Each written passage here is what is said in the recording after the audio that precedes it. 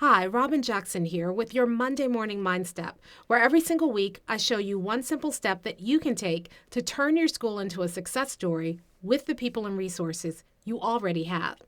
This week we're going to talk about different approaches to solving problems. Now, the first approach is a fix-it approach.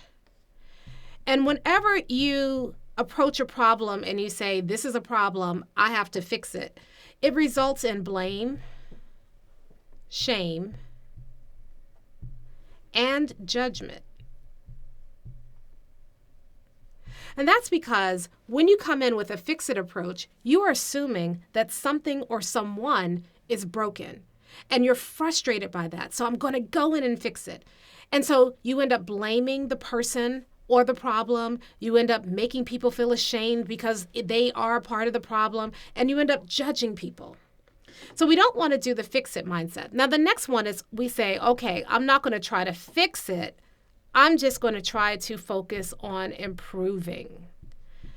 And whenever you're focused on improvement, you still have a problem because you end up being frustrated. You're frustrated because improvement is inherently incremental. You're frustrated because to say that you want to improve something says that something needs improving. So there's still a little bit of blame in that as well, because you're going to someone and you're saying, okay, I'm not going to fix you, but I'm going to improve you. I'm going to make you better. And people wonder what was wrong with the way that I was. And so you get very frustrated, and improvement feels very incremental. It feels like you're not making a lot of progress at all. Now, the third thing that we often do is we say, okay, I'm not going to fix any problems. I'm not going to improve. Instead, I'm going to focus on prevention. So I'm going to keep problems from happening in the first place. I'm going to put systems in place that will eliminate all problems. The problem with prevention is that it gives you a false sense of security. There's a false sense of control. You can't prevent every single problem. You have to make sure that you are able to respond to problems, but you're never going to prevent every single problem. Now, here's what builders do. They don't try to fix. They don't try to improve. They're not even going around trying to prevent. Instead, what builders do is they focus on building.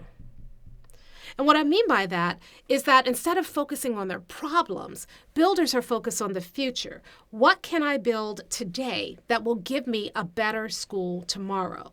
So instead of blaming and shaming or feeling frustrated or having a false sense of control, you have creativity and you have growth. So here's my challenge for you this week. Look at how you currently deal with problems.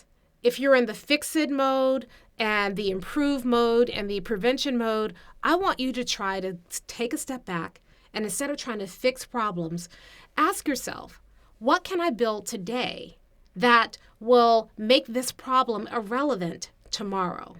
And then get to work building. When you do that, you can start to deal with problems without frustration. You can focus on creativity. You can focus on growth. You can feel like you're accomplishing something, and you can do it all like a builder.